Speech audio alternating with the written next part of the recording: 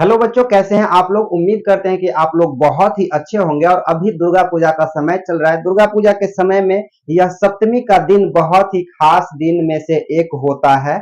और आज इस खास दिनों में हम नए बच्चों के लिए, थर्ड सेमेस्टर वाले बच्चों के लिए नए क्लास यानी फर्स्ट क्लास का शुरुआत कर रहे हैं। और थर्ड सेमेस्टर में क्या पढ़ना है बच्चों को, इस पर आज बातचीत करेंगे। और फर्स्ट सेमेस्टर में, फर्स्ट यूनिट में, फर्स्ट जो टॉपिक है उस पर भी थोड़ा सा चर्चा आज इस वीडियो में करेंगे। तो सबसे पहला बात कर लेते हैं कि आप लोगों को थर्ड सेमेस्टर में जब आए हैं, सेकेंड सेमेस्टर से थर्ड सेमेस्टर में, तो आप लोग फर्स्ट सेमेस्टर में पढ़े होंगे जनरल साइकोलॉजी, सेकेंड सेमेस्टर में पढ़े हैं सोशल साइकोलॉजी, और थर्ड सेमेस्टर में आपको पढ़ना है डेवलपमेंटल साइकोलॉजी। डेवलपमेंटल साइकोलॉजी जो पढ़ना है, यह थर्ड सेमेस्टर का एक बहुत ही बड़ा अभिन्न अंग है।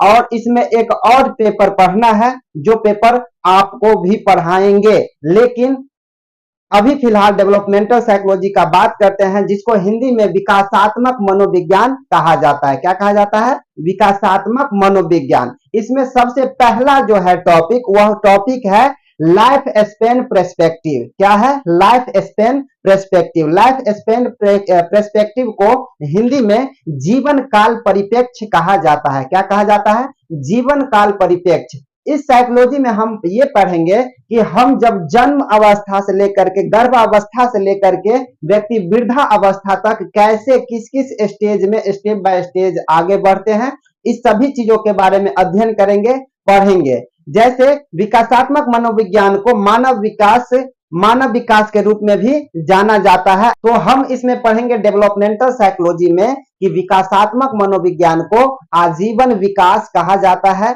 या उसे मानव विकास का भी नाम दिया गया है। एक जर्मन मनोवैज्ञानिक है, बहुत ही प्रसिद्ध मनोवैज्ञानिक है, जिसका नाम है पॉल बाल्टस। क्या नाम है? पॉल बाल्टस। उन्होंने कहा कि व्यक्ति का जो एक एज होता है, व्यक्ति कितना एज तक अधिकतम जी सकता है, तो अभी के शोध के अनुसार व्यक्ति 130 वर्ष जी सकता है। जैसे आप देखते हैं, बोर्ड पर नजर डालेंगे, ये क्लास हम शुरू किए हैं थर्ड सेमेस्टर के लिए, जिसमें है डेवलपमेंटल साइकोलॉजी। इसमें फर्स्ट टॉपिक है लाइफ स्पेन प्रेस्पेक्टिव, जिसको हिंदी में कहा जाता है जीवन काल परिप्रेक्ष्य। इसको जीवन काल परिप्रेक्ष्य को विकासात्मक मनोविज्ञान को दूसरा नाम मानव विकास या आजीवन विकास के नाम से भी जाना जाता है। एक बहुत मनोवैज्ञानिक है, बड़े मनोवैज्ञानिक है, और अभी अभी हम बताए हैं, क्या नाम है? पॉल बाल्टस। पॉल बाल्टस जर्मन मनोवैज्ञानिक है। उनका एक जर्नल है, उस जर्नल का नाम है American journal of clinical nutrition. क्या नाम है? एक छपती रहती है वहां पे, जैसे यहाँ पर भी इंडियन में भी बहुत सारे जर्नल हमेशा कुछ ना कुछ शोध करके, रिसर्च करके छापते रहते हैं, ठीक उसी प्रकार जर्मन है, और उसका नाम है American journal of clinical nutrition. ये अमेरिका का है, और मनोवैज्ञानिक कहाँ का है? जर्मन मनोवैज्ञानिक है। इन्होंने कहा कि ह्यूमन लाइफ जो होता है 130 वर्ष होता है। अब हम बात करेंगे स्टेजेज ऑफ ह्यूमन लाइफ का। स्टेजेज ऑफ ह्यूमन लाइफ, मानव का जो जीवन है वो किस किस अवस्थाओं से होकर के गुजरती है। लेकिन सबसे पहला बात हम कर लेते हैं, बच्चों से शुरू करते हैं। जब बच्चा गर्भ धारण करता है उस समय से लेकर के वृद्धा अवस्था तक। जैसे सबसे पहला है ओरल स्टेज। ओरल स्टेज में क्या होता है? ओरल स्टेज को हिंदी में कहते हैं मुखा अवस्था। कहता है कि बच्चे जन्म से लेकर के और वृद्धा अवस्था तक सेक्स एनर्जी प्राप्त करता है। जैसे जब छोटे बच्चे होते हैं तो वह बच्चे मुखा अवस्था, मुंह से अपने सेक्स एनर्जी को पूरा करता है। मुंह से, जैसे वह माँ का दूध पीते वक्त माँ के स्तन में दांत काट लेता है और दांत अपने अंगूठे को चूसते रहता है। तो बच्चे सबसे पहला स्टेज में क्या करता है? तो वह इस प्रकार का प्रतिक्रिया करता है, जिससे मुंह से वो सेक्स एनर्जी को पूरा करता है, अंगूठे काटकर या माँ का स्तन में दूध पीते समय दांत काट करके। तो ये मुखा अवस्था होता है। दूसरा है एनल स्टेज। एनल स्टेज को गुदा अवस्था कहते हैं। गुदा अवस्था क्या होता है? यह गुदा अवस्था होता है, बच्चे जब उससे सेकेंड स्टेज में आते हैं तो बच्चे लैट्रिन या पेशाब को त्याग करता है, और त्याग करने में उसे बहुत अच्छा लगता है। जैसे अभी उसके वो पेशाब लगा है या लैट्रिन लगा है, तो वो अभी जाएगा नहीं, वह रोक करके रखेगा और उसमें उसको अच्छा लगते रहता है। तीसरा है फॉलिक स्टेज। फॉलिक स्टेज में कहता है लिंग प्रधान अवस्था। फॉलिक स्टेज को क्या कहते हैं? लिंग प्रधान अवस्था। यह जो एज होता है 3 से 6 साल के बीच में बच्चे इस एज में आते हैं, फॉलिक स्टेज में 3 से 6 साल के बीच में आते हैं। और इसमें होता क्या है, इसमें होता है जब बच्चे पढ़ने के लिए जाते हैं, कहीं स्कूल में जाते हैं, तो वह अपोजिट सेक्स के प्रति अपोजिट सेक्स के प्रति हमेशा एंटी रहते हैं। इसे एंटी सेक्स भी कहा जाता है। जैसे लड़का जो है लड़की को हमेशा किसी बात को लेकर नीचे दिखाना चाहता है और लड़की हमेशा किसी बात को लेकर के लड़का को नीचे दिखाना चाहता है। ये फॉलिक स्टेज में होता है कि एक दूसरे को अपोजिट सेक्स के प्रति नीचे निम्न दिखाने का बात करता है। जैसे उसे बातों से शीत युद्ध कहा जाता है, बातों से सिर्फ नीचे दिखाना होता है। बात कुछ ऐसे बोलते हैं जो लड़का को बुरा लग जाता है, नहीं, और लड़की कुछ ऐसे बात बोलते हैं जो लड़का को बुरा लग जाता है। ये 3 से 6 साल के एज में फॉलिक स्टेज होता है। चौथा कहता है लेटेंसी स्टेज। लेटेंसी स्टेज को अव्यक्त अवस्था कहा जाता है। लेटेंसी स्टेज को क्या कहा जाता है? अव्यक्त अवस्था कहा जाता है। यह अवस्था जो होता है 6 साल से 12 साल के बच्चों में देखा जाता है। इस एज में बच्चे क्या करते हैं, वह अपने काम धंधा में लग जाते हैं, वह अपने पढ़ाई लिखाई में लग जाते हैं। उस एज में बहुत ज्यादा लोगों से कोई मतलब नहीं होते हैं। वह जो मम्मी पापा काम करते रहते हैं उसको सहयोग करने की भावना से उनका काम करने लगते हैं। तो यह स्टेज होता है कौन सा स्टेज? अव्यक्त अवस्था, जिसको इंग्लिश में लेटेंसी स्टेज कहा जाता है। पांचवा है जेनिटल स्टेज। जेनिटल स्टेज को हिंदी में क्या कहा जाता है? प्रजननात्मक या जननात्मक अवस्था। प्रजननात्मक या जननात्मक अवस्था को इंग्लिश में क्या कहते हैं? Genital stage. इस एज में क्या होता है कि लड़के को लड़की के प्रति आकर्षण होता है और लड़का को लड़की के प्रति आकर्षण होता है। एक दूसरे में आकर्षण की भावना इस अवस्था में देखा जाता है। यह कब होता है? 12 से ऊपर के एज जब बच्चे की हो जाती है, उस अवस्था में लड़का और लड़की अपोजिट सेक्स के प्रति आकर्षण होता है। जैसे कैसे? अगर बच्चे पढ़ाई करते हैं उसमें लड़की लड़का को आकर्षित करता है, लड़का लड़की को आकर्षित, चाहे वो किसी भी माध्यम से हो, चाहे वह नोटबुक देने के माध्यम से हो, चाहे वह कोई लंच शेयर करने के माध्यम से हो, किसी भी माध्यम से एक दूसरे से इसको एट्रैक्शन कहते हैं, आकर्षण। आकर्षण होता है इस एज में, 12 से ऊपर के एज में। तो ये फिलहाल बच्चों तक सीमित थी प्रजननात्मक और जननात्मक अवस्था, जिसको इंग्लिश में कहते हैं जेनिटल स्टेज।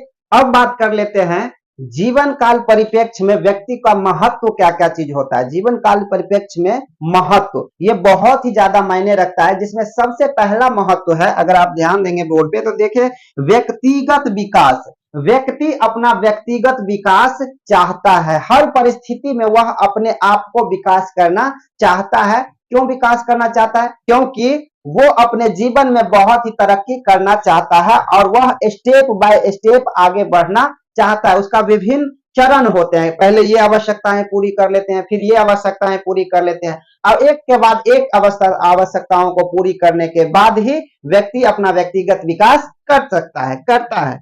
दूसरा कहता है सामाजिक भूमिका।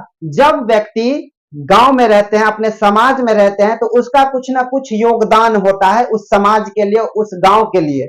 जो व्यक्ति को समाज में भूमिका दी जाती है कि आपको ये काम करना है, आपको ये काम समाज के लिए करना है, उन्हें करना पड़ता है, क्योंकि वह सामाजिक भूमिका है। समाज में वह किस तरह का भूमिका निभाता है इस पर निर्भर करता है। तो वह समाज में क्या अपना योगदान दे रहा है, समाज को आगे बढ़ाने के लिए हो, समाज को तरक्की करवाने के लिए अपना योगदान क्या दे रहा है, इसीलिए इसका नाम दिया गया है सामाजिक भूमिका, कि व्यक्ति कैसे अपने तरफ से योगदान करता है। तीसरा है जीवन की समझ। जीवन की समझ मतलब जब हम जीते हैं अपने समाज में, तो जब हमारा एज हो जाता है तो अपने अनुभव होता है, हर व्यक्ति का अपना अपना अनुभव होता है जीवन जीने का। ठीक उसी प्रकार जब उनको अनुभव को शेयर करता है तो ये जीवन का समझ कहते हैं। सोशल साइकोलॉजी कहता है कि बुजुर्ग व्यक्ति की अपेक्षा कम एज वाले व्यक्तियों में स्ट्रेस ज्यादा होती है, टेंशन ज्यादा होती है। यह कारण क्यों होता है पता है आपको? यह इसलिए होता है क्योंकि बुजुर्ग व्यक्ति में उनको जीवन जीने का अनुभव बहुत लंबा होता है, उनके जीवन में बहुत सारी ऐसी समस्याएं आई हुई रहती है, उस समस्याओं को फेस किया हुआ रहता है, जिसके कारण वह घबराते नहीं है। लेकिन कम उम्र के व्यक्तियों में जैसे युवा अवस्था में छोटी सी कोई समस्या आ जाती है और उसमें बहुत ज्यादा लोग टेंशलाइज हो जाते हैं, स्ट्रेसफुल हो जाते हैं। क्यों? इसका कारण यह है कि उनके पास अनुभव जीवन जीने का नहीं है। ठीक इसीलिए जीवन की जो समझ है वह अनुभव पर निर्भर करता है कि हमारे जीवन जीने का जो समझ है, अनुभव है, वह अगर शेयर करते हैं तो दूसरे को जीवन जीने में आसानी मिल सकती है। अब बात कर लेते हैं जीवन काल परिप्रेक्ष्य के कुछ सिद्धांत है, वो कौन कौन सा सिद्धांत है जिसके माध्यम से हमारा जीवन सुलभ और आसान हो जाता है। जिसमें से सबसे पहला है विकासात्मक सिद्धांत। विकासात्मक सिद्धांत हमें यह बताता है कि व्यक्ति किस किस अवस्थाओं से होकर के गुजरता है और कैसे विकास करता है। जैसे सबसे पहले क्या होता है? सबसे पहले होता है व्यक्ति में बचपन होता है, उसके बाद किशोरावस्था होता है, उसके बाद युवा अवस्था होता है, उसके बाद वृद्धावस्था होता है। ये जो क्रम है, स्टेप बाय स्टेप है, यही क्या है? यही विकास करने का सिद्धांत है। व्यक्ति विकास कैसे करता है।